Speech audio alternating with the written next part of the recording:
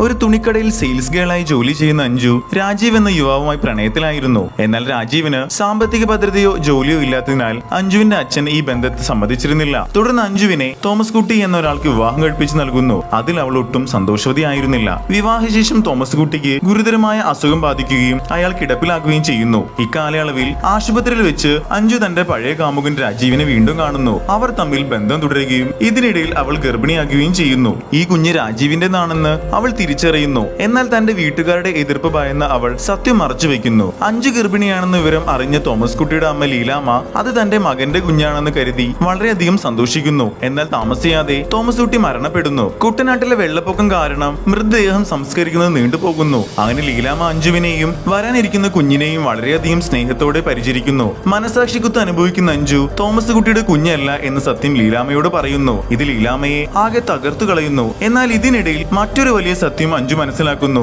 Thomas കുട്ടി വിവാഹത്തിന് മുൻപേ തന്നെ ബ്രെയിൻ ട്യൂമർ എന്ന അസുഖം ഉണ്ടായിരുന്ന കാര്യം ലീലാമ്മയും അഞ്ജുവിന്റെ സ്വന്തം അമ്മയും അവളിൽ നിന്നും മറച്ചുവെച്ചാണ് ഈ വിവാഹം നടത്തിയത്. തന്നെ ചതിച്ചാണെന്ന് തിരിച്ചറിഞ്ഞ അഞ്ജു അടക്കം കഴിഞ്ഞാൽ ഉടൻ രാജീവിനൊപ്പം പോകുമെന്ന് ഉറപ്പിച്ചു പറയുന്നു. ലീലാമ്മ ആദ്യം എതിർത്തുവെങ്കിലും പിന്നീട് അഞ്ജുവിനെ മനസ്സിലാക്കുകയും അവളുടെ സന്തോഷത്തിനായി അവൾക്ക് ഇഷ്ടപ്പെട്ട ആളുടെ കൂടെ പോകാൻ അനുവദിക്കുകയും ചെയ്യുന്നു. എന്നാൽ ശവസംസ്കാരം ചടങ്ങിനിടയിൽ രാജീവിന്റെ യഥാർത്ഥ സ്വഭാവം പുറത്തുവരുന്നു. ലീലാമ്മ വാഗ്ദാനം ചെയ്ത സ്വത്തുക്കൾ വാങ്ങാത്തതിന് രാജീവ് അഞ്ജുവിനെ വഴക്കു പറയുകയും അവളുടെ മുൻകാല പ്രവൃത്തികളെ പരിഹസിക്കുകയും ചെയ്യുന്നു. രാജീവ് താൻ വിചാരിച്ചതുപോലെയുള്ള ഒരാളല്ലെന്നും തന്റെ സന്തോഷത്തെക്കാൾ അയാൾക്ക് സ്വത്തിനാണ് പ്രാധാന്യം നൽകുന്നതെന്നും അഞ്ജു തിരിച്ചറിയുന്നു. അവസാനം ലീലാമ്മയെ തനിച്ചാക്കി പോകാൻ അവൾക്ക് കഴിയുന്നില്ല. രാജീവിനെ ഉപേക്ഷിച്ച് ലീലാമ്മയോടൊപ്പം ജീവിക്കാൻ അവൾ തീരുമാനിക്കുന്നു.